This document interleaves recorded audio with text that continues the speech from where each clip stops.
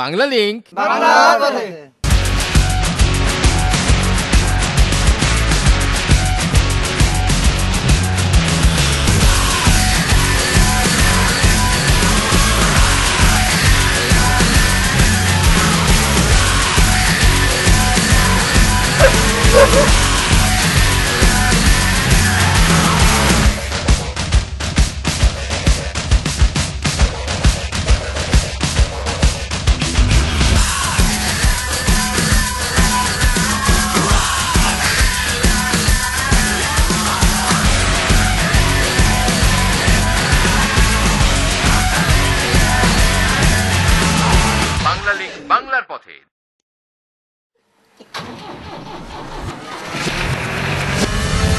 Bangla link Bangla পথের বন্ধুরা কেমন আছেন?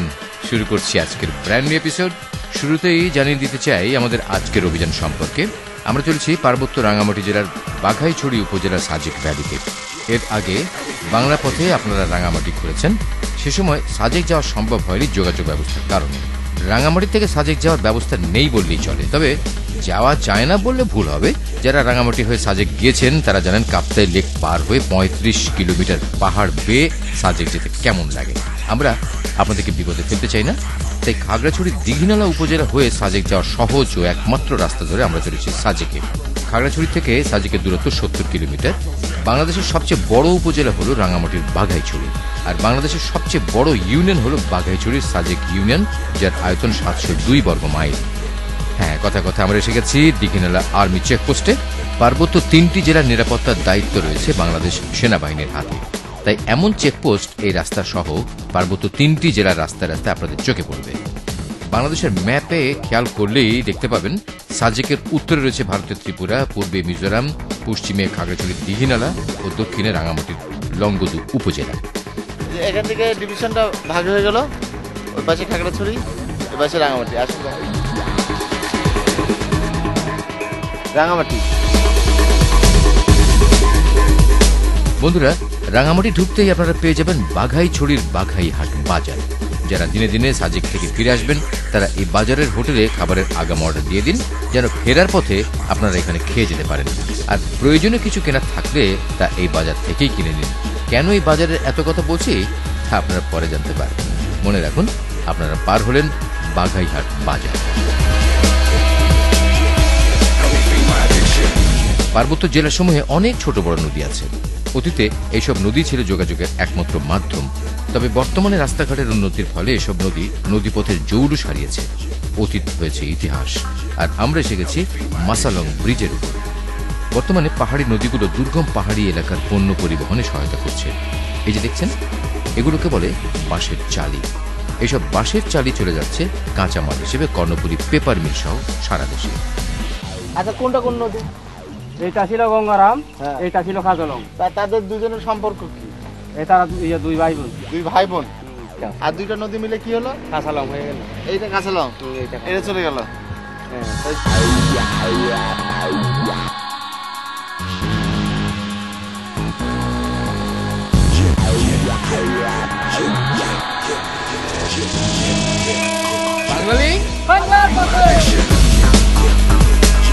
আমাদের ভ্রমণ পিপাসু বন্ধুদের মাঝে যদি জিজ্ঞেস করা হয় কক্সবাজার গেছেন কয়জন, এর উত্তরে হয়তো হাত তুলবেন সবাই। কিন্তু যদি বলি সাজেক গেছেন কয়জন, তাহলে দেখা যাবে হাত উঠেছে অল্প কয়েকটা। হয়তো প্রশ্ন করবেন কেউ সাজেকটা আবার কোথায়। হ্যাঁ, সেই সব বন্ধুদের জন্য দেখে নিন আমরা যাচ্ছি সাজেকে। আর আপনারা এখন বসে আছেন সাজেকের টাইগার টিলার চেক পয়েন্টে। সাজেক যেতে পথে এটি ৪র্থ চেক পয়েন্ট। নিরাপত্তার জন্য এ ধরনের চেক পয়েন্টে দিতে হবে পরিচয় সহ নানান তথ্য, নিতে হবে ছাড়পত্র। এতে সময় লাগতেই পারে, তবে ধৈর্য হারাবেন না বা উত্তেজিত হবেন না, এতে কোনো লাভও হবে না। তবে সামরিক বাহিনীতে বড় কেউ যদি পরিচিত থাকে অথবা কোনো অফিসারের লিখিত কোনো চিরকুট আপনি দেখাতে পারেন, তবে জটিলতা কিছুটা কমে যাবে। সাজেক যাওয়া মুখের কথা নয়, যেমন দুর্গম তেমন কড়া এবং কঠোর নিরাপত্তা। আর আমরা এসে গেছি মাসালং আর্মি ক্যাম্পে।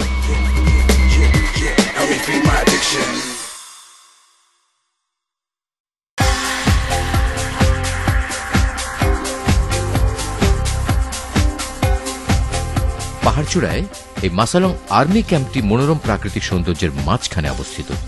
এটি সাজেক যাওয়ার পথের সর্বশেষ আর্মি ক্যাম্প। এখানেও ছাড়পত্র নিতে হবে। তবে এই ক্যাম্পের সেনা সদস্যরা আমাদেরকে আমন্ত্রণ জানালেন তাদের ক্যাম্পটি দেখার জন্য। তবে ছবি তোলা কিন্তু মানা। এই সুযোগে আমরা একটু ফ্রেশ হয়ে নিলাম। পার্বত্য জেলাসমূহের উন্নয়নেও বাংলাদেশ সেনাবাহিনী নিরলস কাজ করে চলেছে। সাধারণ মানুষের নিরাপত্তা থেকে শুরু করে রাস্তাঘাট, ব্রিজ, কালভার্ট, স্বাস্থ্যসেবা, শিক্ষা সহ অনেক সামাজিক কর্মকাণ্ডের সাথে জড়িত আছে তারা। বলতে পারেন এই নির্জন দুর্গম পাহাড়ি পরিবেশে এগুলোই সেনা সদস্যদের জন্য এক ধরনের রিক্রিয়েশন। হ্যাঁ, আমরা এসে গেছি মাসালং আর্মি ক্যাম্প পার হয়ে মাসালং বাজারে। পাহাড়ে বসবাস করে অতি সাধারণ কিছু অসাধারণ পাহাড়ি মানুষ।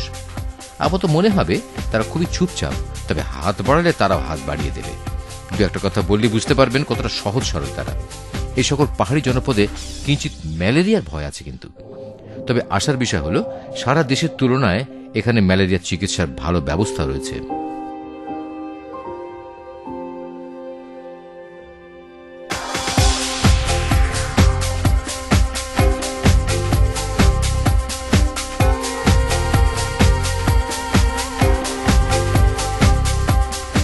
সাজেকের এটাই মেন বাজার। হ্যাঁ, এরপরে আর কোনো বাজার টাজার নাই?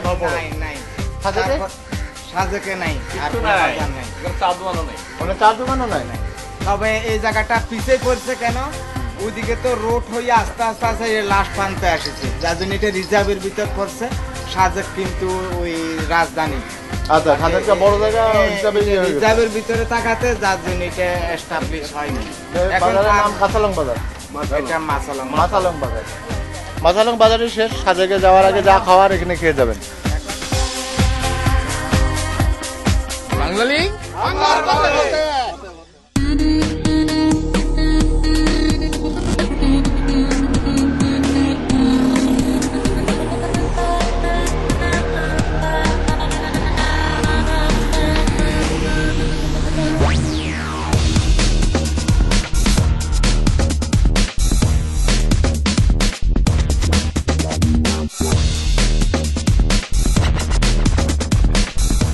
যদি ভাবেন যে আপনি বাংলাদেশ জয় করতে পারবেন, তাহলে আগে হালকা একটা ট্রেনিং নিতে চলে আসেন সাজেকে।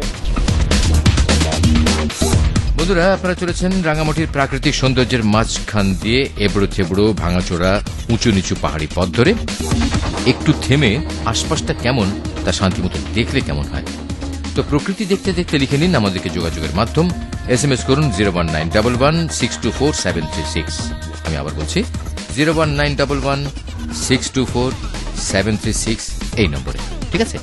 যারা ইমেল করতে চান তারা tinku.traveler@yahoo.com এই অ্যাড্রেসটি ব্যবহার করতে পারেন। সকাল 7টায় চাঁদের গাড়িটি নিয়ে রওনা দিয়ে এখন দুপুর। গাড়ি চলছে তো চলছেই। আজ থেকে কয়েক বছর আগেও সাজেকে গাড়ি নিয়ে আসার কথা কল্পনাও করা যেত না।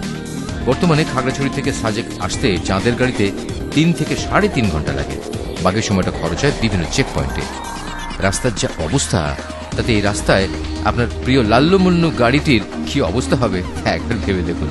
তাই খাগড়াছড়ি শহর থেকে 3000 টাকায় এই চাঁদের গাড়িটি ভাড়া নিয়েছি আমরা। সাধারণত 30-40 জন মানুষ একসাথে গাদাগাদি করে এই গাড়িতে চাপে। এত মানুষ একসাথে গাড়িতে চাপার একটা সুবিধা আছে, কিন্তু এতে ঝাঁকি কম লাগে। আমরা মাত্র কয়েকজন হওয়ায় গাড়ি চলছে লাফিয়ে লাফিয়ে। এর মধ্যে ছবিও তুলতে হচ্ছে, সেই ছবি দেখছেন আপনারা।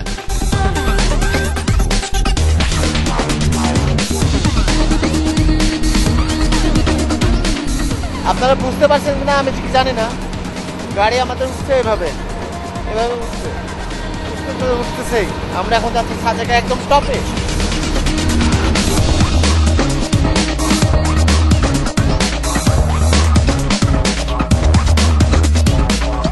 বন্ধুরা, আমরা প্রায় আমাদের গন্তব্যে চলে এসেছি। এই খাড়া রাস্তাটি ধরে উঠে গেলে সাজেকের প্রথম পাড়াটি চোখে পড়বে।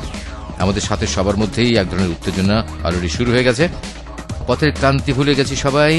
হ্যাঁ, এই যে দেখছেন, এটি সাজেকের প্রথম পাড়া, নাম রুইলুই। সমতল থেকে এই পাড়ার উচ্চতা 1800 ফুট। ভাবতেই ভালো লাগছে যে আমরা পৌঁছে গেছি সাজেকে, তাই না? আমাদের ভ্রমণ বিষয়ক একটা ইচ্ছে এইমাত্র পূরণ হলো। এখন আমরা যা দেখছি আপনারাও তাই দেখছেন।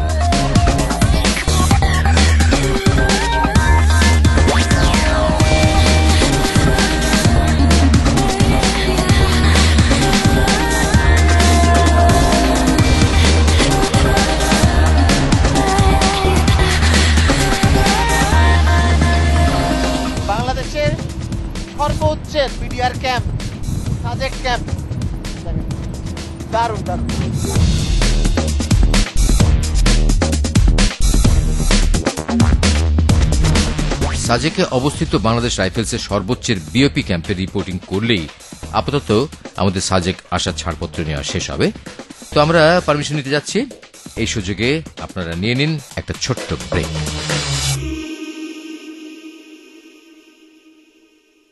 বাংলা লিগ বাংলার পথে, বাংলা লিগ বাংলার পথে। বিরতির পর আবারও স্বাগতম বাংলা লিগ বাংলার পথে। বন্ধুরা, আপনারা এখন হাঁটছেন রাঙামাটির পার্বত্য সৌন্দর্যের আধার সাজেক ভ্যালিতে। আমরা এখন আছি সাজেকে অবস্থিত বাংলাদেশের সর্বোচ্চের বিডিআর ক্যাম্প এলাকায়। এখান থেকে পায়ে হেঁটে আপনাদের নিয়ে দেখব কেন সাজেক এত সুন্দর। তাছাড়া আশপাশের পাহাড়গুলো তো ঘুরে ফিরে এখানকার অধিবাসীদের খোঁজ খবর নেব। মনে রাখবেন, এটি বাংলাদেশের একটি দুর্গম পাহাড়ি জনপদ। তাছাড়া এখানে আপনার মোবাইল ফোনটিও কাজ করবে না।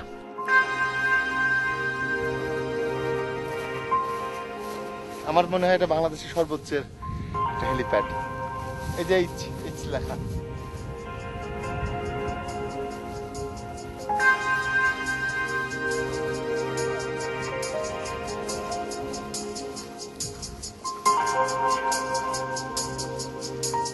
আর দেখেন ওই জায়গায় যে শহরটা দেখা যাচ্ছে, ওটা হচ্ছে ভারতের মিজোরাম।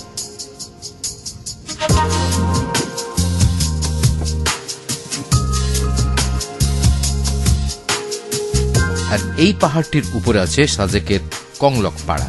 ওখানেও নিয়ে যাব আপনাদের। সাজেকের এই দিকটা ভারতের সীমান্ত, সীমান্তের ওই পারে ভারতের মিজোরাম। পাহাড় পেরিয়ে পায়ে হেঁটে যেতে সময় লাগে 2-2.5 ঘন্টার মতো। খাগড়াছড়ি থেকে রাস্তা তৈরি হওয়ার আগে সাজেকের অধিবাসীদের খাগড়াছড়ি বা রাঙামাটিতে যেতে সময় লাগত বিস্তর। তাই এখানকার অধিবাসীদের ভারতের মিজোরামের সাথে যোগাযোগ বেশি। আর এটি হচ্ছে হেলিপ্যাড থেকে বিওপি ক্যাম্প। আর এই পাশটা বাংলাদেশ।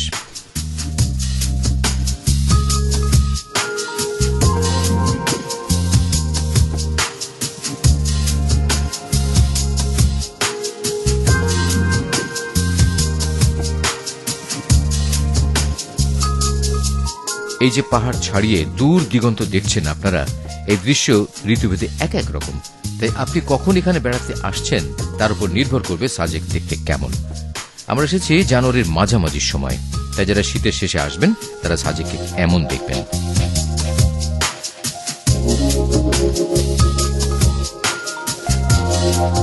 আমি এখন বসে আছি বিওপি ক্যাম্পের ভেতরে। ক্যাম্পের ভেতরে ছবি তোলা কিন্তু মানা, তাই ক্যাম্প থেকে বাইরে প্রকৃতির দারুণ দৃশ্য আপনারা দেখছেন। এই পাহাড়ের ভেতর দিয়েই আমরা এসেছি এখানে। চোখের সামনে সবুজ যা দেখছেন তার প্রায় পুরোটাই বাঁশবন। এই বিশাল বাঁশবনে বেশ কিছুদিন আগে ফুটেছিল ফুল। তখন সাজেকে হয়েছিল ইঁদুর বন্যা, খবরটি অনেকে শুনেছেন। প্রিয় খাদ্য বাঁশফল খেলে ইঁদুরের প্রজনন ক্ষমতা বৃদ্ধি পায়, ফলস্বরূপ জন্ম নেয় কোটি কোটি ইঁদুর। সেই ইঁদুর একসাথে খাবারের সন্ধানে বের হয়, খেয়ে ফেলে পাহাড়ি মানুষদের জুমের ফসল। ফলে খাদ্যাভাব দেখা দেয়, শুরু হয় দুর্ভিক্ষ। হ্যাঁ রে বাঁশের ফুল। যাক, সেসব কথা, চলুন এবার অন্য কিছুর খোঁজে যাওয়া যাক।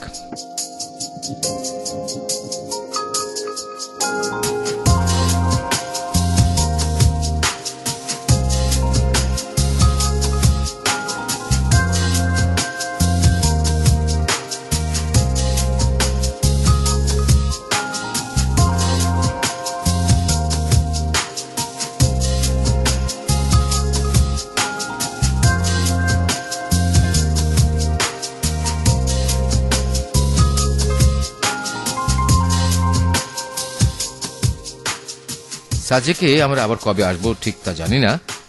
আবার আপনারা এখানে কবে বেড়াতে আসবেন সেটাও বলতে পারছি না। তাই এখন থেকে যা দেখব আপনারা তাই দেখবেন, তবে ধীরে সুস্থে, তাড়াহুড়ো করে নয়। বাংলা পথের এই পর্যায়ে লিখে নিন আজকের কুইজ। প্রশ্নটি হল, সাজেক ভ্যালি কোন জেলায় অবস্থিত? সম্ভাব্য উত্তরগুলো হচ্ছে এ খাগড়াছড়ি, বি রাঙামাটি, সি বান্দরবান। তো সিম্পল প্রশ্নটি আরেকবার জানিয়ে দিয়ে বলতে হবে, সাজেক ভ্যালি কোন জেলায় অবস্থিত? আর আপনারা দেখছেন সাজেকে পাহাড়ের উপরের আশ্চর্য পানির উৎস।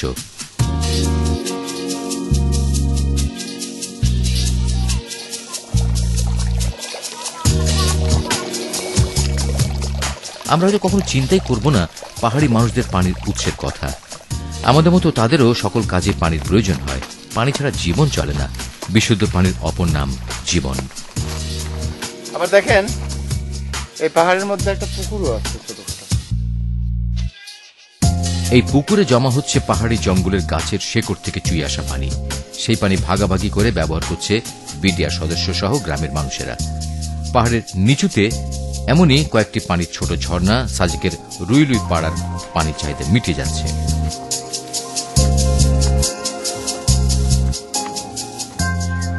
বাংলাদেশের সবচেয়ে সুমিষ্ট কমলা বা বাংলাদেশের কমলা বলতে গেলে যে জায়গাটার নাম আগে মনে আসে বা মুখে আসে সেটা হচ্ছে সাজেকের কমলা।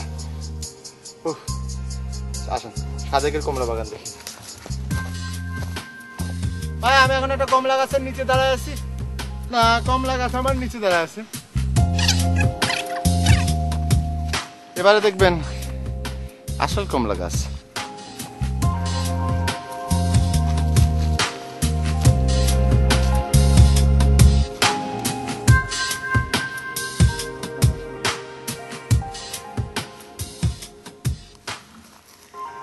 সাজেকের কমলা দেখতে বড়, রসে ভরপুর এবং খুবই মিষ্টি। তো দুঃখের বিষয় এখন কমলার সময় না। ফুল দেখাতে পারি, তবে ফল দেখানো সম্ভব হচ্ছে না। সাজেকের কমলা যে খেয়েছে সেই জানে। এখানে যে কি পরিমাণে কমলা বাগান আছে ও তাতে কি পরিমাণে কমলা উৎপাদন হয় তা বলাই বাহুল্য। সাজেকে উৎপাদিত বিপুল পরিমাণ কমলা শুধুমাত্র পরিবহনের কারণে বাংলাদেশের সর্বত্র পৌঁছানো সম্ভব হচ্ছে না। আবার অনেক সময় বাজারে নেওয়ার পথে সাজেকের কমলাকে ভারতীয় কমলা বলে রাস্তায় হেনস্থ করা হয়, তাই চাষিরাও উৎসাহ হারিয়ে ফেলছে।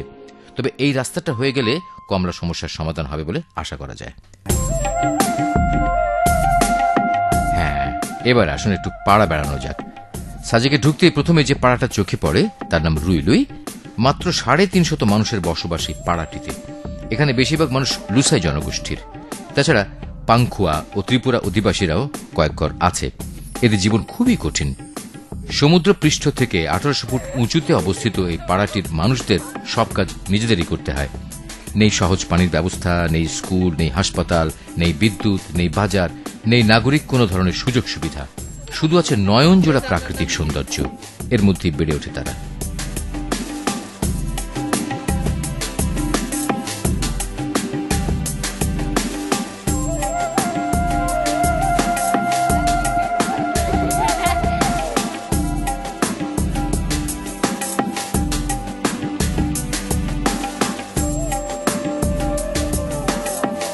একটি লুসাই পরিবারের অন্তর্মহলটা কেমন হয় চলুন দেখে আসি। একসময় লুসাইরা যাযাবর প্রকৃতির ছিল। কোন একটি জায়গায় 4 থেকে 5 বছরের বেশি তারা থাকত না। এরা ছিল তুখোর শিকারী। লুসাই পর্বতে তাদের আদিবাস ছিল, তাই তারা লুসাই। তবে বর্তমানে লুসাইরা উন্নত জীবনযাপনে অভ্যস্ত হয়ে পড়েছে। বেশিরভাগ লুসাইরাই ধর্মান্তরিত হয়ে খ্রিস্টান ধর্ম গ্রহণ করেছে। এতে তারা তাদের আদি সংস্কৃতি থেকে বিচ্যুত হয়ে পড়লেও পাশ্চাত্যের প্রভাব তাদের জীবনধারাকে উন্নত করেছে। সাজেকে লুসাই এবং পাংখুয়া এই দুটা জাতিরকে খুঁজে পাওয়া যায়। তার মধ্যে একজন আমার পাশে আছে। দাদা, তোমার নাম কি? Jerry. Jerry Lushai. Jerry Lushai. আচ্ছা, ফাইন। তোমার জন্ম এখানে? হ্যাঁ, জন্ম বাংলাদেশ। কবে? কত বছর হলো বয়স? আমার 24 বছর হয়েছে। 24 বছর। লেখাপড়া কিছু করছো? কিছু ক্লাস 9-10 পর্যন্ত পড়ছি। কোথায় পড়লাম? এই তো বাগাইছড়ি। বাঘাছড়ি। আর এখন তুমি কি করো? কৃষি কাজ করে, বাগানে যাই, কমলা বাগান করে। কমলা বাগান আছে নাকি? তোমার বাগানের কমলা কি মিষ্টি? খুব মিষ্টি। খুব মিষ্টি, কিন্তু আমরা তো তোমাদের কমলা পাই না। তোমাদের কমলা কোথায় যায়? কে খায়? কমলা তো যাই মাছ এবং বাই হাতে শেষ। মাছালং বাজারেই শেষ হয়ে যায়। কেমন দাম তোমাদের এখানকার কমলা? একটা 5 টাকা জোড়া, 10 টাকা ধরে। একটা পাঁচ। কত বড় হয় কমলা? একটা হাতে দেখাও। এতটুকু। তোমার কয়টা বাগান আছে? একটা 2টা বাগান। কতগুলা গাছ আছে? আছে অনেক, প্রায় 300-200। 300 গাছে কমলা? সব বড় হয় না, ছোট আছে বড় আছে। তুমি আমাকে একটু তোমার ভাষা শিখাবা। তোমাদের ভাষা তো আলাদা। হ্যাঁ। তোমার ভাষায় আমি তোমাকে ভালোবাসি কি বলে? এটা হচ্ছে কামাঙাইছে। জোরে? কামাঙাইছে। কাপ ভাঙা? কামাঙাইছে। কামাং আইচা। কামাং আইচা। কামাং আইচা।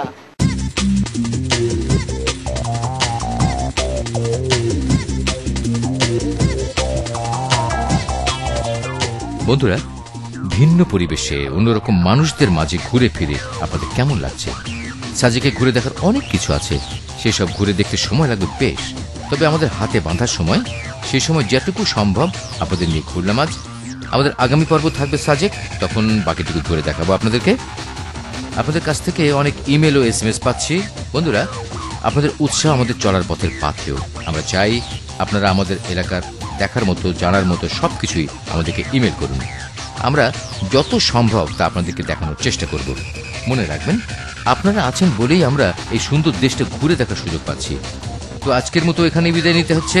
দেখা হবে আগামী পর্বে রাঙামাটির বাঘাইছড়ির সাজেক ভ্যালির দারুণ দারুণ স্পটে। দেখার আমন্ত্রণ রইল। ভালো থাকবেন। বাংলা লিঙ্ক বাংলা পড়ে